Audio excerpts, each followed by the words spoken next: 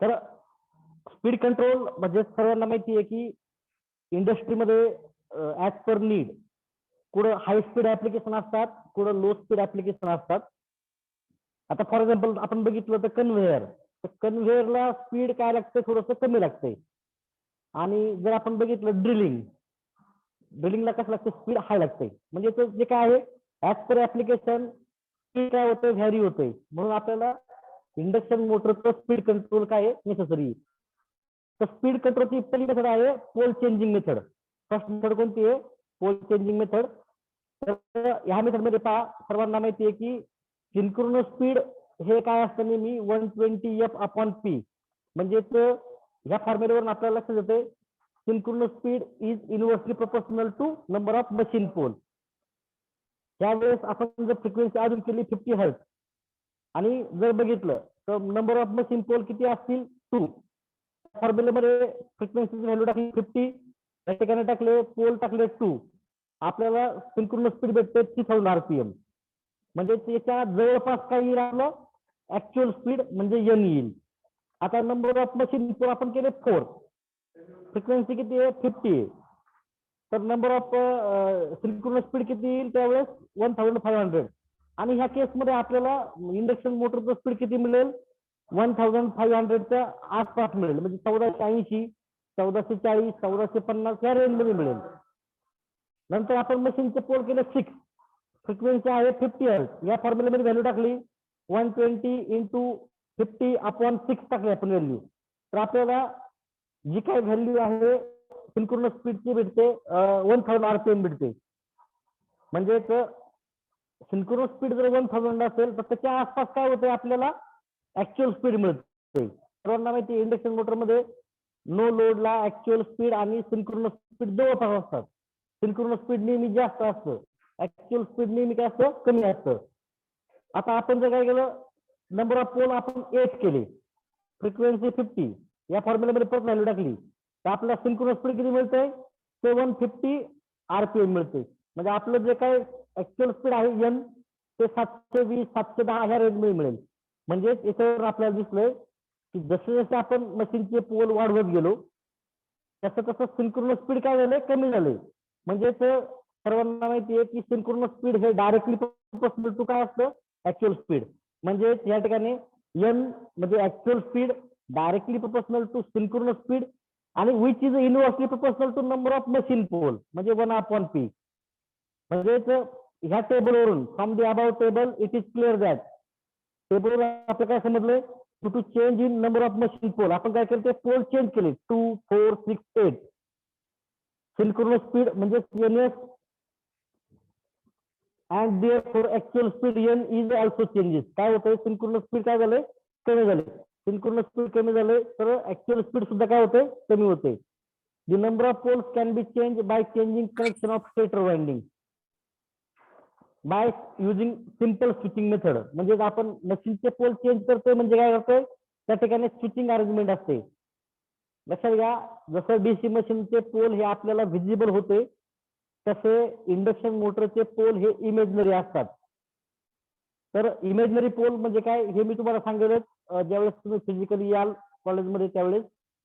तर एक लक्षात घ्यायचं की नंबर ऑफ मशीन पोल्स काय असतात आपण चेंज करू शकतो. कसं चेंज करू शकतो changing connection of stator winding with the help of simple switching. म्हणजे याच्यामध्ये काय होतं in this switching mechanism at a time 2 types of pole arrangement is possible. 2 टाइपचे अरेंजमेंट आपल्याला पॉसिबल आहे. एक तर 2 पोल किंवा 4 पोल, 4 पोल किंवा 6 पोल, 6 पोल किंवा 8 पोल.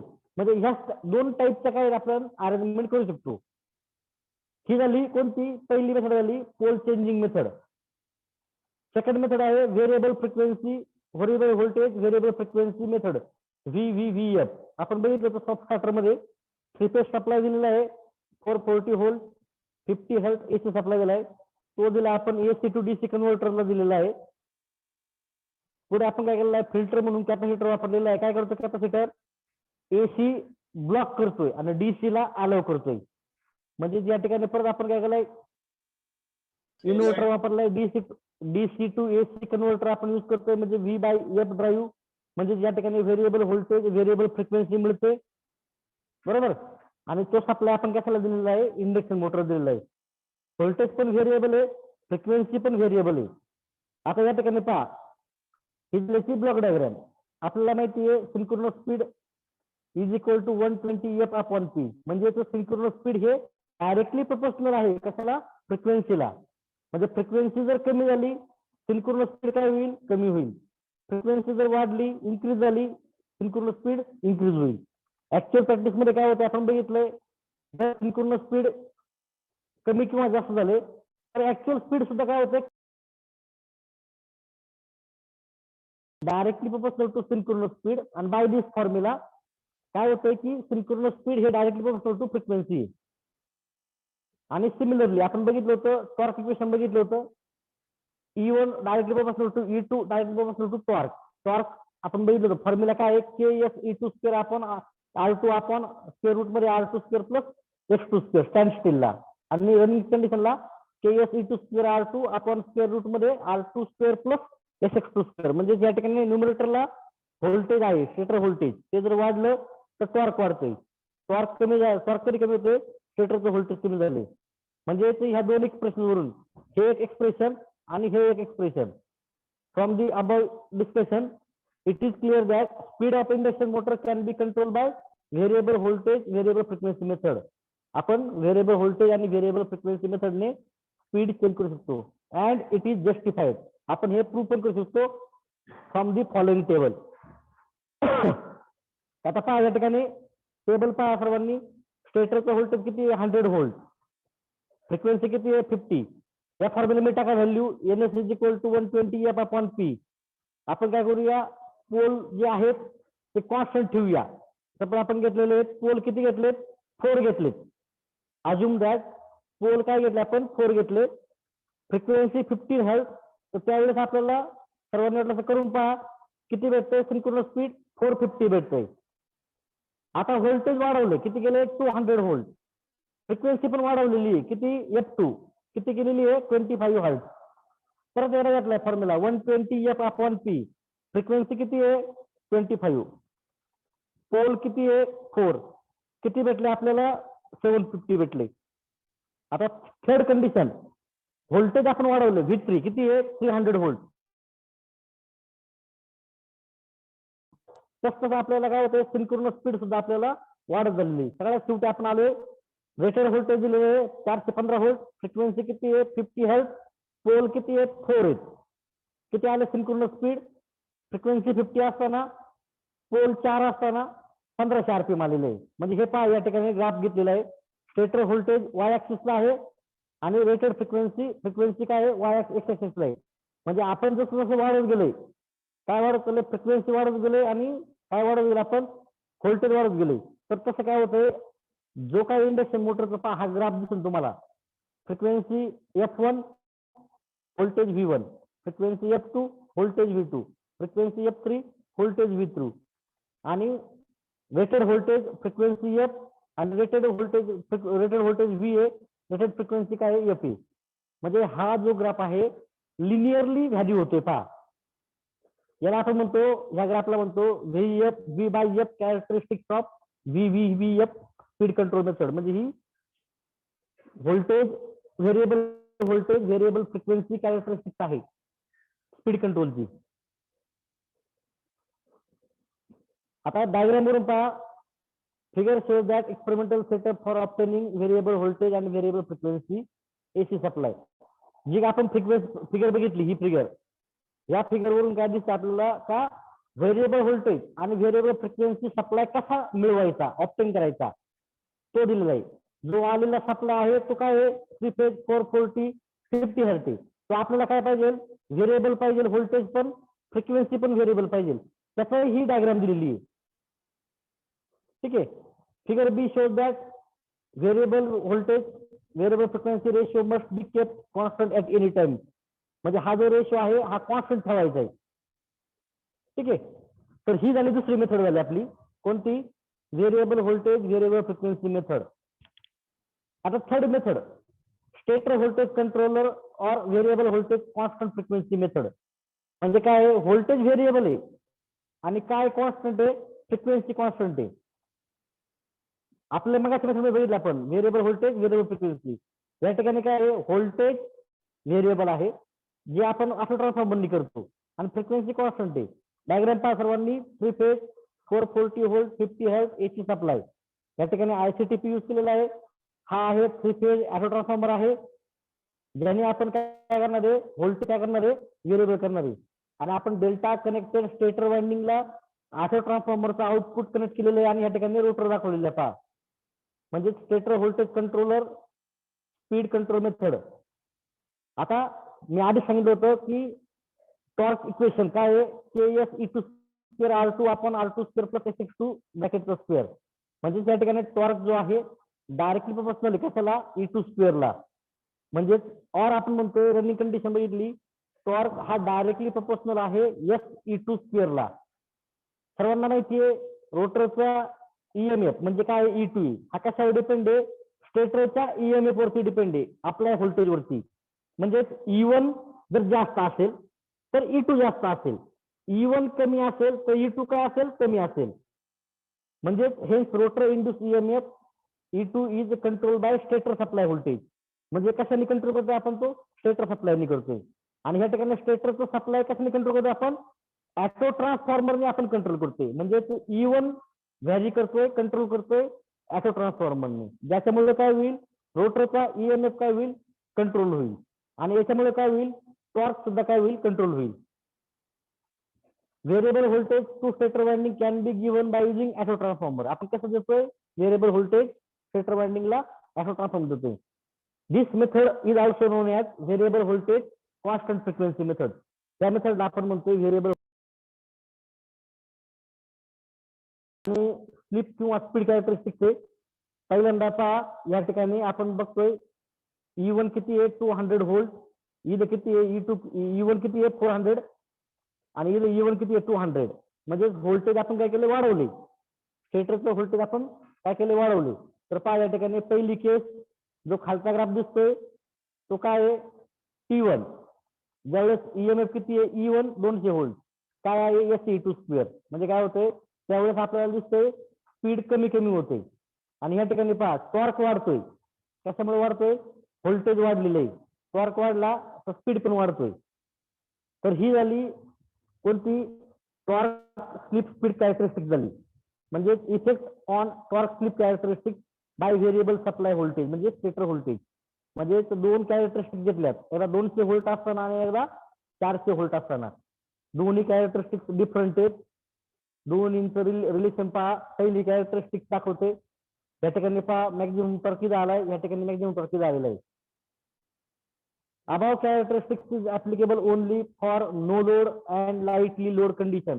म्हणजे ही जी मेथड आणि ही कॅरेक्टरिस्टिक्स आहे नो लोड किंवा लाईट लोडलाच ऍप्लिकेबल आहे. फ्रॉम दी ग्राफ हा जो ग्राफ आहे याच्यावर आपल्याला क्लिअर दिसतंय change in supply voltage affect directly on torque. कसा अफेक्ट होतो डायरेक्ट टॉर्क अफेक्ट होते. व्होल्टेज जास्त आहे मॅक्झिमम टॉर्क लवकर आलाय. व्होल्टेज कमी आहे मॅक्झिमम टॉर्क जर थोडासा कमी आलेला आहे. ठीक आहे. This method of speed control rarely use in a practice. ही मेथड जी आहे आपण प्रॅक्टिस मध्ये रिअरली यूज करतो क्वचित यूज करतोय. त्यानंतर पुढली मेथड आहे चौथी मेथड. पहिली मेथड बघितली आपण पोल चेंजिंग. दुसरी बघितली आपण VVVF. तिसरी बघितली आपण व्हेरिएबल व्होल्टेज कॉन्स्टंट फ्रिक्वेन्सी. आता चौथी पाहतोय आपण rotor resistance speed control method. म्हणजे सिमिलरली आपण रोटरचं स्पीड आपण काय करतोय कंट्रोल करतोय. याला डायग्राम सर्वांनी समजून घ्या. ह्या साईडला स्टेटर आहे हा स्टेटरचं सर्किट आहे हे रोटरचं सर्किट आहे आणि हे काय आहे slip ring and brushes arrangement आणि प्लस एक्सटर्नल रोटर रेजिस्टर आपण काय केलेलं आहे ऍड केलेलं आहे. सप्लाय साइड पहा 3 phase 440 volt 50 hertz AC supply. Okay. Delta connected stator winding दिलेलं आहे मध्ये इयर गॅप आहे. रोटर दिलेला आहे स्टार कनेक्टेड. या ठिकाणी स्लिप रिंग दिलेले आहेत 3. स्लिप रिंगच्या अक्रॉस 3 ब्रशेस आहेत पहा. ओके. आणि या ठिकाणी काय आहेत 3 व्हेरिएबल एक्सटर्नल व्हेरिएबल रेजिस्टर आपण क्रिएट केलेले आहेत. म्हणजे ही मेथड कोणती आहे rotor resistance speed control method. आता ती कॅरेक्टरिस्टिक पहा. रेजिस्टन्स ज्या वेळेस काय असेल सर्वात जास्त R3 त्यावेळेस पहा स्टार्टिंग टॉर्क काय असतो नेहमी जास्त असतो. म्हणजे रेजिस्टन्स वाढला तर स्टार्टिंग टॉर्क काय होते वाढतोय. रेजिस्टन्स आता काय होते म्हणजे R1 पहा इथं R1 ची कॅरेक्टरिस्टिक पहिली कॅरेक्टरिस्टिक ती पहा. हे स्टार्टिंग टॉर्क काय आहे कमी. रेजिस्टन्स R1 असताना मॅक्झिमम स्लिप किती आहे SM1 किती येते समजा 0.6 स्टार्टिंग टॉर्क पाहिलं. आता रेजिस्टन्स R2 किती आहे त्यावेळेस मॅक्झिमम स्लिप 0.7 ओके. त्यावेळेस स्टार्टिंग टॉर्क किती आहे TST2 आहे. आता रेजिस्टन्स R3 मॅक्झिमम रेजिस्टन्स आपण ऍड केलाय स्टार्टिंग टॉर्क काय झालाय TST3 झालाय आणि त्यावेळेस किती आहे जी काय व्हॅल्यू आहे मॅक्झिमम स्लिपची ती आहे 0.8 म्हणजेच रोटरचा रेजिस्टन्स वाढवला तर स्टार्टिंग टॉर्क वाढतोय आणि मॅक्झिमम व्हॅल्यू ऑफ स्लिप पण वाढते. ओके म्हणजे effect of change in rotor resistance on torque slip characteristic. Characteristic सगळं समजून घ्या की आपण जे काय पाहतोय रोटरचा रेजिस्टन्स वाढवल्यामुळे स्टार्टिंग टॉर्क वाढतोय. ओके म्हणजे काय होतंय स्पीड कमी होते. टॉर्क जास्त म्हणजे स्पीड कमी. टॉर्क कमी म्हणजे स्पीड जास्त. ओके या ठिकाणी पहा टॉर्क आणि स्पीड पहा हे वाढते पाहिजे. म्हणजे काय ही कंडिशन कधी आहे ज्या वेळेस पहा TST is equal to Tmax म्हणजे स्टार्टिंग टॉर्कच काय असेल मॅक्झिमम टॉर्क. त्यावेळेस पहा डायरेक्ट या कंडिशनला स्टार्टिंग टॉर्क डायरेक्ट मॅक्झिमम टॉर्कला गेलेला पाहिजे. आता जस्ट म्हणजे ही पण टॉर्क आणि स्पीड किंवा स्लिप कॅरेक्टरिस्टिक्स आहे. इथं काय S is equal to SM is equal to 1 आहे म्हणजे starting torque is equal to maximum torque. इथं N0 स्लिप 1 म्हणजे स्टार्टिंगला किती आलाय टॉर्क मॅक्झिमम आलेला आहे. आता याचं एक्सप्रेशन बघितलं आपण टॉर्क इक्वेशन काय आहे KS E2 R2 upon R2 square plus SX2 ब्रॅकेटचा स्क्वेअर म्हणजेच जो काय स्टार्टिंगचा टॉर्क आहे तो कशाला प्रोपोर्शनल आहे स्लिपला आणि रोटरचा रेजिस्टन्स. म्हणजे रोटरचा रेजिस्टन्स जास्त असेल तर टॉर्क जास्त असतो बरोबर आणि रोटरचा रेजिस्टन्स कमी असेल तर टॉर्क काय असतो कमी असतो. म्हणजे इथं काय S स्लिप आहे आणि R2 काय आहे रोटर रेजिस्टन्स पर फेज. म्हणजे आणि हे पण आपल्याला माहिती आहे टॉर्क जास्त तर स्पीड कमी आणि स्पीड जास्त तर टॉर्क कमी. म्हणजे काय होते टॉर्क जास्त तर स्पीड कमी आणि टॉर्क कमी तर स्पीड जास्त. From the characteristics it is clear that rotor resistance will affect torque of induction motor. म्हणजेच रोटरचा रेजिस्टन्स काय करतोय टॉर्क अफेक्ट करतोय इंडक्शन मोटरचा. And bear by speed also स्पीडला पण व्हॅरी करतोय. ऍज मोटर रेजिस्टन्स इन्क्रीजेस काय होतं रोटरचा इन्क्रीज होल्यानंतर starting torque also increases. Starting torque सुद्धा वाढतोय कारण का हे फॉर्म्युला आहे पहा T diagonal to R2. Accordingly slip also affect the maximum torque म्हणजे स्लिप पण काय होते वाढते. या कॅरेक्टरिस्टिक्स मध्ये सर्वात कमी रेजिस्टन्स R1 आहे सर्वात जास्त रेजिस्टन्स R2 आहे. सर्वात कमी R1 असताना स्टार्टिंग टॉर्क काय आहे TST1 R2 चा TST2 R3 चा काय आहे TST3 आहे. In running condition Tmax1 is equal to Tmax2 is equal to Tmax3 induction मोटरचा मॅक्झिमम टॉर्क बदलत नाही. ओके पण काय बदलतोय SM1 बदलतोय. SM1 किती आहे 0.6 SM2 0.7 SM3 0.8 म्हणजे पहा मॅक्झिमम टॉर्क तोच राहतोय पहा. ओके पण काय चेंज होतंय SM1 SM2 SM3 चेंज होतोय. Okay in this method speed control is possible in step wise manner and this method is applicable only for slipping induction motor. म्हणजे या केसमध्ये जो काय रोटर रेजिस्टर आहे हा स्टेप वाईज मॅनरने अप्लाय केला जातो. स्टार्टिंगला हाय असतो मग आपण लो करतोय. स्टार्टिंगला रेजिस्टन्स जास्त टॉर्क जास्त स्पीड कमी. ओके मग नंतर काय करतोय आपण रेजिस्टन्स कमी करतोय टॉर्क कमी करतोय स्पीड वाढवतोय आणि ऍड द रनिंगला रेजिस्टन्स 0 टॉर्क मॉडरेट मीडियम आणि स्पीड हाय असतं पहा. तर मला वाटतं याचे तिन्ही पण व्हिडिओ मी ऑलरेडी दाखवलेले आहेत. तुम्हाला दाखवतोय मी ते.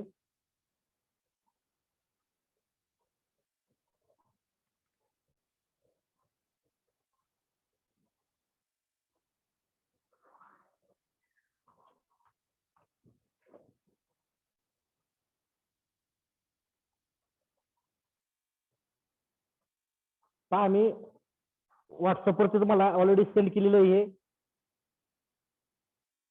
बघा हा व्हिडिओ तुम्हाला सेंड केलेला आहे. याच्यामध्ये speed control method of speed induction motor by pole changing ही लिंक आहे युट्यूबची. त्यानंतर second speed control method of speed induction motor by variable frequency method or variable voltage variable frequency method बी ही तुम्हाला त्याची लिंक दिलेली आहे युट्यूबची. Speed control of induction motor by stator voltage control त्याची ही लिंक दिलेली आहे. आणि चौथी speed control method of three phase induction motor bye varying rotor resistance control त्याची ही लिंक दिलेली. ओके, काय डाऊट असतील तर विचारून घ्या.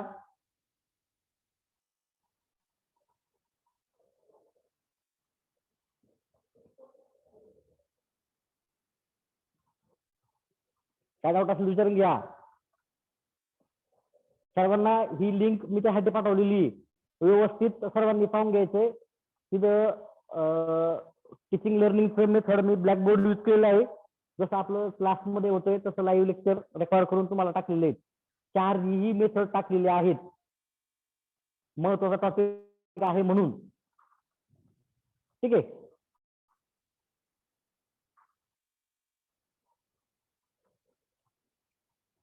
त्याच्यात कोणाला काय डाऊट? No sir. ग्रुपवरती प्रत्येक मेथडचा व्हिडिओ टाकलेला आहे. 7-7, 5-5 मिनिटाचे व्हिडिओ आहेत. सर्वांनी केअरफुली पाहून घ्या ते. त्यानंतर पहा आता पुढे maintenance of speed induction motor. ठीक आहे. मेंटेनन्स मध्ये काय दिलेलं आहे? Need of maintenance. मेंटेनन्सची गरज काय आहे? In order to increase life efficiency and smooth running of induction motor. म्हणजे मशीनचं लाईफ वाढवण्यासाठी, इफिशियन्सी वाढवण्यासाठी, स्मूथ रनिंग म्हणजे कुठलाही नॉईज आला नाही पाहिजे, स्मूथ मेंटेनन्स कॅरी करतोय वेळोवेळी, time to time. Motor maintenance prevent major breakdown rather repair. काय होतं याच्यामुळं? मोटर मेंटेनन्स मुळे की मेजर ब्रेकडाऊन म्हणजे मोटर डायरेक्ट स्टॉप झाली. प्रोसेस इंडस्ट्रीमध्ये सर्व कशी सिस्टीम लाईन सिस्टीम आहे, चेन सिस्टीम आहे. एका याच्यावरती पुढली मशीन डिपेंड असते. म्हणजे एक मशीन जर स्टॉप झालं त्या मशीनचं आउटपुट काहीच नाही, म्हणजे पुढली संपूर्ण लाईन स्टॉप होते. म्हणजे ब्रेकडाऊन जर झालं तर पुढे संपूर्ण काय होतं? प्रोडक्शन स्टॉप होते. म्हणून रिपेअर पेक्षा म्हणजे ब्रेकडाऊन पेक्षा रिपेअर कधी पण चांगलं. म्हणजे थोडे प्रॉब्लेम असतील ते आपण ते रिपेअरने सॉल्व्ह करतो आणि जे काही मेजर ब्रेकडाऊन आहे ते आपण काय करतो की अवॉइड करतो. आता सर्वात महत्वाचं इंडस्ट्रीमध्ये आता बघितलं आपण जवळपासच्या इंडस्ट्रीमध्ये तर एक गुरुवार म्हणजे फर्स्ट डे काय दिलेला आहे? एक विकली ऑफ असतो. काय काय ठिकाणी संडे दिलेला आहे. म्हणजे ह्या दिवशी इंडस्ट्री बंद असते पण मेंटेनन्स चालू असतो कंटिन्यू. म्हणजे प्रत्येक मशीनचं ऑइलिंग, ग्रीसिंग, त्याच्यानंतर सपोज बेल्ट वगैरे असेल तर बेल्ट टेन्शन, बेल्टची कंडिशन, बरोबर. त्यानंतर मशीनच्या सपोज काय असेल बेरिंग बदलणे, त्यानंतर मशीनचं क्लिनिंग असेल, मशीनचे कनेक्शन प्रॉपरली टाईट करणे, ही छोटी छोटी कामं काय केली जातात ह्या गुरुवारच्या दिवशी काय केले जातात? केले जातात. म्हणजेच याच्यामुळे काय होतंय की रनिंग मध्ये जे काही छोटे मोठे प्रॉब्लेम असतात ते अवॉइड होतात. म्हणून मेंटेनन्सला स्कोप भरपूर आहे. मेंटेनन्स मध्ये करिअर पण भरपूर आहे.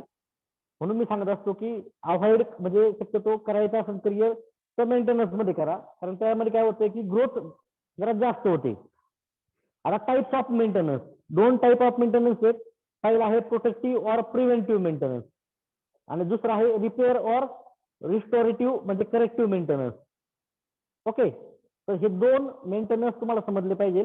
प्रोटेक्टिव्ह और प्रिव्हेंटिव्ह मेंटेनन्स, रिपेअर और रिस्टोरेटिव्ह म्हणजे करेक्टिव्ह मेंटेनन्स. प्रोटेक्टिव्ह और प्रिव्हेंटिव्ह मेंटेनन्स हा कसा करतोय? मशीनचा वेळोवेळी केला जातो म्हणजे टाइम टू टाइम. आणि रिपेअर और रिस्टोरेटिव्ह म्हणजे काय होतं? त्यावेळेस पूर्ण मशीनच काय होते? ब्रेकडाऊन मध्ये येते, बंद पडते आणि मग आपल्याला तो 6 तास, 8 तास, 12 तास ह्या वेळात आपल्याला करावं लागते. आणि प्रोटेक्टिव्ह मेंटेनन्स काय असतं? नेहमी 30 मिनिटे ते 1 तासामध्ये आपल्याला करावा लागतो. पहा, प्रोटेक्टिव्ह और प्रिव्हेंटिव्ह मेंटेनन्स सर्वांनी पाहून घ्या. This type of maintenance is also known as a plan or scheduled maintenance. म्हणजे या टाइपला आपण प्लॅन करतो आपण सपोज आता काय असेल, शिफ्ट बदलायची वेळ असेल, बरोबर, तर त्यावेळेस काय होतं, त्या शिफ्ट बदलायचा वेळ आणि चालू व्हायचा वेळ याच्यामध्ये वेळ भेटतो, त्यामध्ये आपण तो प्लॅन करतोय. किंवा काय होतं, एखाद्या मशीनचं आउटपुट पूर्ण झालं, टार्गेट पूर्ण झालं, ऑपरेटर ती मशीन बंद करतो, आपण काय करतो, ती मशीन लगेच मेंटेनन्सला काय करतो, आपण त्या हायर करतोय, त्याचं क्लिनिंग असेल, त्याचं कनेक्शन असेल, त्याचं संपूर्ण जे काय असेल वायलिंग ग्रिसिंग क्विकली आपण काय करतो, चेक करतो. त्याचं स्टेटर व्होल्टेज म्हणजे व्होल्टेज असेल, त्यानंतर त्याचं कनेक्शन टाईटनिंग, त्यानंतर आपण पाहूया बेल्ट लूज असेल तर बेल्ट टाईट करतोय, त्यानंतर कुठं नट बोल्ट लूज असतील तर टाईट फिट करतोय आपण. तर हे काम काय करतो आपण प्रोटेक्टिव्ह और प्रिव्हेंटिव्ह मेंटेनन्स आपण करतोय. पहा, the main M of this maintenance is that prevention of breakdown and failure. याचा मेन उद्देश म्हणजे मेन मोटो काय असतो प्रिव्हेंटिव्ह और प्रोटेक्टिव्ह मेंटेनन्सचा, की मशीन ब्रेकडाऊन मध्ये गेली नाही पाहिजे, मशीन चालू मध्ये स्टॉप झाली नाही पाहिजे. हा याचा मेन एम असतो. Anything that increase life of equipment and help motor runs motor efficiently.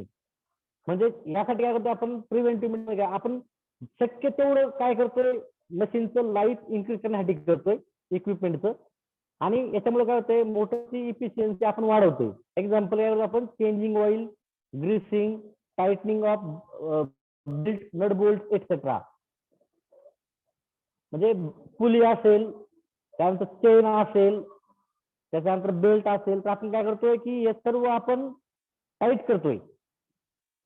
Okay, आता screw induction motor, in this motor slip ring brushes are not use.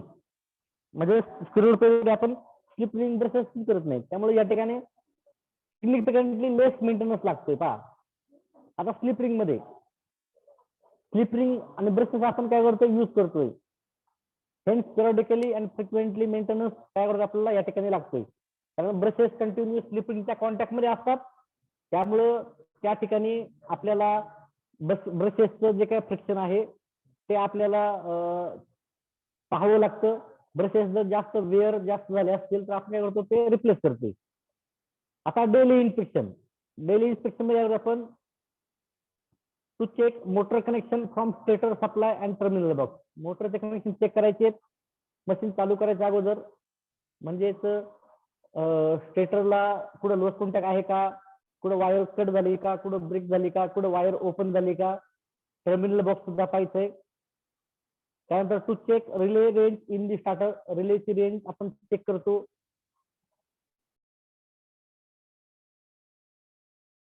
त्रास देते ऑपरेटर काय करतो चालू मध्ये रिलेची रेंज वाढवतो लगेच, तर ते चेक रिले रेंज आपण चेक करतोय. त्यानंतर to start induction motor and observe noise level, belt tension etcetera.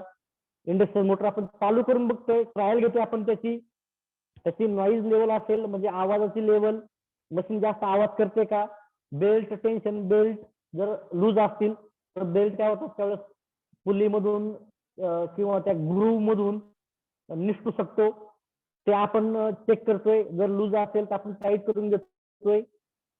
If there is a gearbox असेल तर गिअरबॉक्सची ऑइलची लेवल किंवा आपण त्या ठिकाणी ग्रीसिंग करतोय.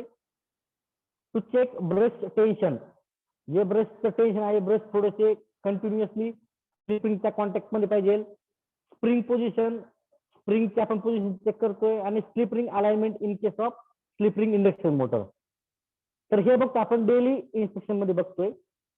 वीकली मेंटेनन्स मध्ये पहा, आठवड्याच्या मेंटेनन्सला मी सांगितलं एकदा वीकली ऑफ असतो, त्यावेळेस काय होतंय कंपनीचं प्रोडक्शन स्टॉप असते, त्यावेळेस मेंटेनन्स डिपार्टमेंटचा प्रत्येक जो काय आहे वर्कर किंवा सुपरवायझर एम्प्लॉई तो त्या ठिकाणी जाऊन मशीनचं काय काय चेक करतो पहा. To check motor connection from starter supply and terminal box, प्रत्येक कनेक्शन चेक करतोय तो. To check relay range in starter, हे आपण डेली मध्ये पण बघितले. To start induction motor and observe noise level, belt tension etcetera, हे पण बघितलं आपण. If there is a gear box use check oil level and grease, तर त्या ठिकाणी ते पण पाहतोय आपण. त्यानंतर to check brush tension, spring position, slip ring alignment in case of slipping induction motor.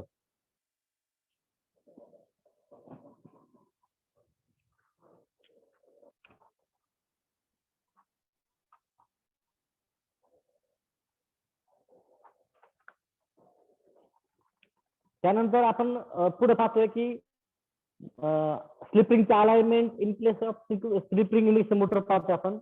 Oil level, grease level आपण bearing मध्ये चेक करतोय.